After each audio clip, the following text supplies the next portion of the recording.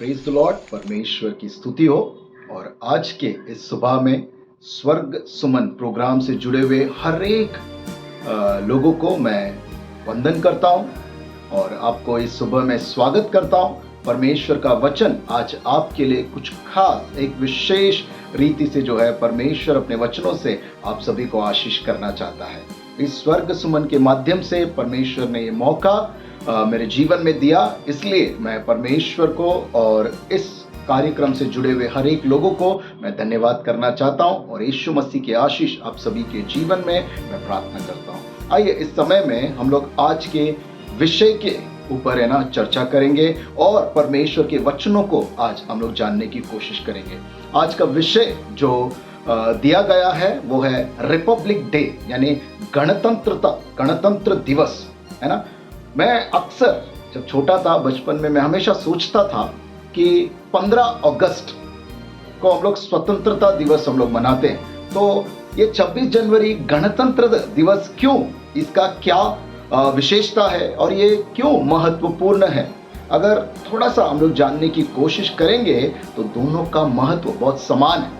मैं इस बात को समझ नहीं पा रहा था क्योंकि बहुत ही समान रीति से इसको मनाया जाता है। झंडा लहराना है, देशभक्ति की बातें करना है, देशभक्ति के गीतों को लगाना है और ये सारी चीजें जो है बहुत ही समान रीति से 15 अगस्त और 26 जनवरी मनाया जाता। लेकिन जितना मुख्य 15 अगस्त स्वतंत्रता दिन था, उतना ही मुख्य 26 जनवरी भी था, जो पहले दिन हमने गणतंत्र दिवस को मनाया था। यानी 26 जनवरी 1950 की मैं बात करता हूं, जिस दिन हमारे लिए जो है भारतीय संविधान हमको मिला था और इस देश में अमल किया गया था और उसका विशेषता हर एक नागरिक के जीवन में बहुत ही अमूल्य है। स्वतंत्रता दिन में हमें आजादी मिली थी जिसको हम लोग मनाते हैं, लेकिन आजादी के बाद जिंदगी जीने के लिए अनेक बातों की जरूरत है, अनेक रीति से जो है जो नियमों की जरूरत थी, वो हमें 26 जनवरी 1950 को हमें मिला था। आजादी मिलना एक भाग है और आजादी के बाद जिंदगी को किस तरीके से निभाना है, बिताना है, वो एक दूसरा भाग हम लोग अपने जीवन में देख सकते हैं, हमारे देश में हम लोग देख सकते हैं। अगर गणतंत्र दिवस पर जो संविधान की बात हम लोग करते हैं, ये संविधान जो है इसकी विशेषता बहुत तरीके से जो है हर एक नागरिक के जीवन में, ये एक लोकतंत्र को दर्शाता है, जहां पर हम आम इंसान एक नेताओं को चुनते हैं और इस संविधान के नियमित अनुसार जो है हर एक अधिकारी का अधिकार किस तरीके से सीमित है ये बताया जाता है और साथ ही साथ हर आम नागरिकों का क्या हक है और क्या जिम्मेदारी, क्या कर्तव्य है, ये बताया जाता है। ये संविधान हमें हर व्यक्ति को समान रीति से देखना है और हर व्यक्ति को जो है न्याय मिलना चाहिए। ये चीजों को जो है ये संविधान हमें बताने की कोशिश करता है और जिसके बिना पर हमारा देश जो है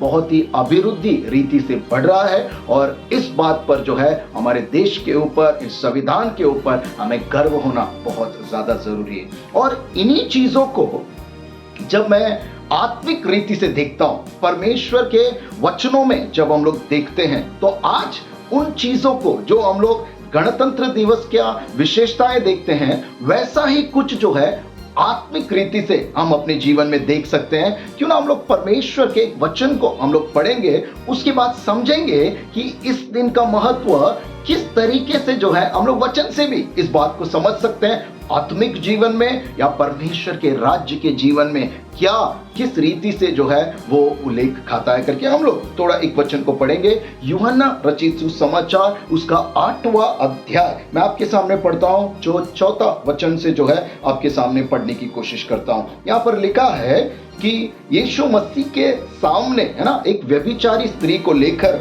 आए थे और वो कुछ फरीसी, शास्त्री, कुछ अनेक लोग जो है वहां पर एक सवाल, है ना, यीशु मसीह को करते हैं। 4था वचन इस रीति से लिखा हुआ है, हे गुरु, यह स्त्री व्यभिचार करते पकड़ी गई है।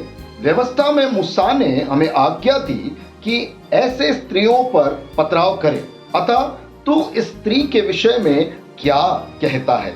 उन्होंने उसको परखने के लिए यह बात कही ताकि उस पर दोष लगाने के लिए कोई बात वो पाए, परंतु यीशु झुककर उंगली से भूमि पर लिखने लगा। जब वे उससे पूछते ही रहे तो उसने सीधे होकर उनसे कहा, यानी यीशु मसीह ने ये कहा, तुम में जो निष्पाप हो वही पहले उसको पत्थर मारे। और फिर झुककर भूमि पर उंगली से लिखने लगा। परंतु वे यह सुनकर बड़ों से लेकर छोटों तक एक एक करके निकल गए और यीशु अकेला रह गया और स्त्री वहीं बीच में खड़ी रह गई। यीशु ने सीधे होकर उससे कहा, हे नारी, वे कहाँ गए? क्या किसी ने तुझ पर दंड की आज्ञा नहीं दी? उसने कहा, हे प्रभु, किसी ने नहीं। यीशु ने क्या कहा देखिए, यीशु ने कहा, मैं भी तुझ पर दंड की आज्ञा नहीं देता, जा और फिर पाप न करना। यहीं पर आज का मेरा विषय जो है हम लोग देख सकते हैं। यीशु मसीह ने उस स्त्री को हर पाप से उस दिन छुटकारा दे दिया, क्षमा दे दिया, नया जीवन जीने का एक मौका दे दिया। लेकिन यीशु मसीह ने एक बात, एक नियम को देकर जो है उसको वहां से भेजा, जा, मैं भी तुझे कोई दंड नहीं देता हूं। वचन हमें सिखाता है यीशु मसीह दंड देने नहीं, यीशु मसीह हमारे जीवनों को सुधारने वो आए थे। यीशु मसीह हमारे पापों से छुटकारा देकर एक नया जीवन देने के लिए यीशु मसीह इस पृथ्वी पर आए करके वचन बताता है। और ऐसा ही उस स्त्री को उस दिन हर पाप से छुटकारा मिल गया, आजादी मिल गया। लेकिन एक बात को लेकर उसे जाने को यीशु मसीह ने कहा कि जा, इसके बाद पाप न करना। यही परमेश्वर जो है आज हमें इस दिन के अवसर पर सिखाना चाहता है कि हम पाप का छुटकारा पाने के बाद, उद्धार पाने के बाद, मुक्ति पाने के बाद हम अपने जीवन को किस तरीके से जीते हैं, ये यीशु मसीह देखना चाहते हैं। और इससे यीशु मसीह जो है हमें उस न्याय के दिन परखने वाला परमेश्वर होगा। आइए हम लोग जो है कुछ बातों को जो है थोड़ा सा है ना इसको विस्तार में समझने की हम लोग कोशिश को करेंगे। जैसा मैंने कहा, स्वतंत्रता दिन जिसे जरूरत था उतना ही महत्व गणतंत्रता दिवस भी है करके आज उसी तरीके से हम अपने जीवन में देखेंगे। जैसा हमने उद्धार पाया, यीशु मसीह के सामने हमने पश्चाताप किया, अपने पापों से छुटकारा पाया और एक नया जीवन को पाया। लेकिन उद्धार पाने के बाद नया जीवन हम किस तरीके से बिता रहे, ये परमेश्वर देखना चाहता है। यीशु मसीह का वचन कहता है, 2 आज्ञा उन्होंने बहुत बेहतरीन नीति से बताया कि अपने परमेश्वर से पूरे तन से, पूरे बुद्धि से, पूरे सामर्थ्य से प्रेम रख और अपने पड़ोसी से अपने समान प्रेम कर। यानी अपने लोगों से, हर आसपास के लोगों से जो है हम अपने आप को जैसा प्रेम करते हैं वैसा प्रेम करने की जरूरत है। परमेश्वर की ये आज्ञा हमारे जीवन में समझना बहुत जरूरी है। जो गणतंत्रता दिवस का एक विषय माना जाता है, हर एक को समान रीति से देखना, हर एक की जरूरत को हम पूरा होते हुए देखें, हर एक के साथ न्याय होते हुए जो है हम लोग अपनी जिम्मेदारी को निभाए। आज यीशु मसीह का वचन भी हमें सिखाने की कोशिश करता है और यीशु मसीह का एक वचन इस रीति से कहता है, बहुत ही सुंदर रीति से, आपने कभी अगर किसी भूखे को खाना खिलाया, वो मुझे खिलाया है। यीशु मसीह को खिलाया, किसी प्यासे को पानी पिलाया, यानी किसी भी जरूरतमंद की जरूरत को आप पूरा करते हैं वो यीशु मसीह के लिए करते हैं। ऐसा यीशु मसीह अपने शब्दों में, अपने वचन में, पवित्र शास्त्र में जो है यीशु मसीह बताते हैं। तो आज हम अपने जीवन को उद्धार पाने के बाद क्या बदलाव अपने जीवन में हमने लेकर आया। पहले मैं पापी था, लेकिन आज सारे पाप से मैंने छुटकारा पाया। पहले मैं बहुत चिड़चिड़ाहट रीति से जो है अपने जीवन को व्यतीत करता, लेकिन आज मैं अपने पूरे नम्रता के साथ बिताता हूँ। कल जो है मैं अपने माता पिता का आज्ञा का उल्लंघन करता, लेकिन आज मैं उनकी आदर सम्मान को करता हूँ। पहले मैंने बहुत लोगों को जो है अपने जुबान से गालियां दिया है, लेकिन आज गाली का एक शब्द मेरे जुबान से नहीं आता। पहले मैंने बहुत लोगों का दिल दुखाया, लेकिन आज मैं लोगों को जो है उभारने में अपनी पूरी सहायता को देता हूं। ये बदलाव हमारे जीवन में आना चाहिए। जैसे स्वतंत्रता दिवस एक भाग है, गणतंत्र दिवस उतना ही मुख्य दूसरा भाग है। हमारे जीवन में उद्धार एक भाग है और उद्धार के बाद जो बदलाव वाला जीवन जीते वो दूसरा भाग है, वो भी उतना ही जरूरी है करके परमेश्वर का वचन आज हमें बताता है। और इस गणतंत्रता के दिवस पर अगर इस बात को हम लोग सही समझेंगे, सच में हमारी जिम्मेदारी को निभाएंगे, तो सिर्फ आत्मिक रीति से ही नहीं, हमारे देश को भी हम उन्नति की ओर पर लेकर जाएंगे और सारे लोगों को जो है इस देश के निमित्त, परमेश्वर के निमित्त जो है परमेश्वर के आशीर्वाद को हम लोग देखेंगे और ये देश को सही तरीके से हर एक नागरिक के लिए जो है हम लोग अभिवृद्धि का मार्ग तैयार करेंगे, उन्नति का मार्ग तैयार करेंगे, देश में भी और हमारे आत्मिक जीवनों में भी। आज यीशु मसीह हमको कहता है हर एक लोगों से उसी रीति से प्रेम कर और उद्धार के बाद वाला जीवन एक बदलाव वाला जीवन होना बहुत ज्यादा जरूरी है। तो क्या आज हम यीशु मसीह से उद्धार पाए? क्या यीशु मसीह से उद्धार पाने के बाद वो नया जीवन, स्वर्गीय जीवन जैसा यीशु मसीह चाहते हैं, क्या हम लोग उस तरीके से अपने जीवन को जी रहे हैं? ये चुनौती मैं आपके सामने जो है आज छोड़ना चाहता हूँ।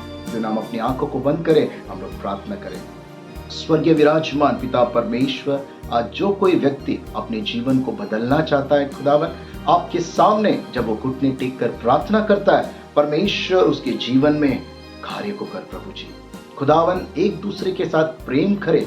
आप प्रभु जी, हमने यीशु मसीह से उद्धार तो पा लिया, पापों से मुक्ति तो पा लिया, तो क्या नया जीवन यीशु मसीह जैसे प्रसन्न होता है, क्या हम वैसा जीवन को जी रहे खुदावन? ये हम अपने आप को सोचे, अपने आप को जांचे और हमारे जीवन में एक नए बदलाव को लाए परमेश्वर। जैसे गणतंत्रता दिवस हमें दिखाता है परमेश्वर प्रभु जी कि लोगों के लिए, लोगों के न्याय के लिए, समानता के लिए जो है वो संविधान लिखा गया था। आज परमेश्वर का ये संविधान जो पवित्र शास्त्र बाइबल को हम लोग देखते हैं, सच में उस मुताबिक हम अपने जीवन को जिए, हमारी सहायता कर। और जो लोग आज आपके सम्मुख में आए हैं उन्हें आशीर्वादित कर, एक नया सामर्थ्य दे परमेश्वर। आगे के सारे समय को हम सभी को पिता परमेश्वर, स्वर्ग सुमन इस कार्यक्रम को पिता परमेश्वर और इससे जुड़े हुए हर एक लोगों को, हर एक सुनने वालों को आपके पवित्र हस्तों में सौंपते हुए प्रार्थना प्रभु यीशु मसीह के नाम में मांगता हूँ। सुन और कबूल कर प्रभु, आमीन।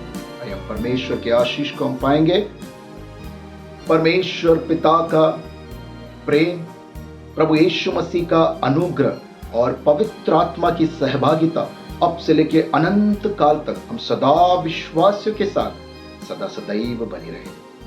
आमीन, आमीन। अधिक जानकारी पाने के लिए और हमारे नए अपडेट्स के लिए आप हमारा स्वर्ग सुमन फेसबुक पेज को फॉलो करें और हमारे यूट्यूब चैनल को सब्सक्राइब करें। धन्यवाद। आप हमारे टेलीविज़न सेवकाई के समर्थक बनकर आज के दिन को परमेश्वर के लिए विशेष बना सकते हैं। आज आप 1000 रुपये या अधिक भेंट देकर परमेश्वर के राज में बीज बोएं और देखें कि आपकी ज़िंदगी में आशीष की भरपूरी होगी, जैसा कि व्यवस्था विवरण 15:10 में लिखा है। क्योंकि इसी बात के कारण तेरा परमेश्वर यहोवा तेरे सब कामों में जिनमें तू अपना हाथ लगाएगा तुझे आशीष देगा। आइए हम सब मिलकर परमेश्वर के राज में बोए, ताकि हम बहुत सारे लोगों के लिए आशीष का कारण बनें।